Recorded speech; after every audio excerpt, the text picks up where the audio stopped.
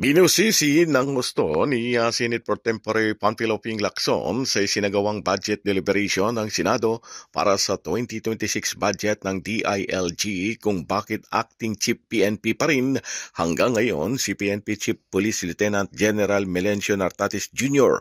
Tinanong ni Senador Lacson kung mayroon pa ba bang anyang balak na i-recall o ibalik bilang PNP Chief ang nagbitiw na si General Nicolas Torre III kaya nanatiling acting pa rin si Nartates.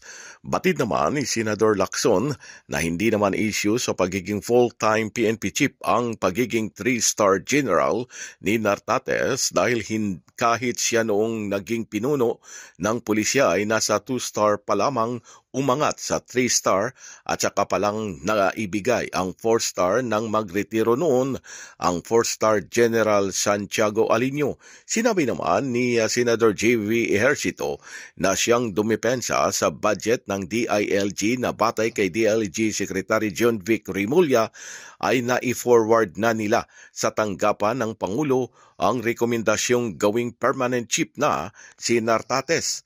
Paliwanag pa ni Senador Ejercito, oras na magretiro si General Torre ay maibibigay kay Nartates ang ranggong 4-star general.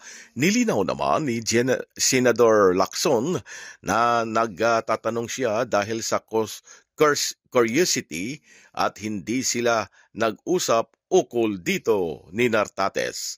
Pilipinas mula sa Senado, Silvestre Rombolabay, Radyo Kayo Manggi.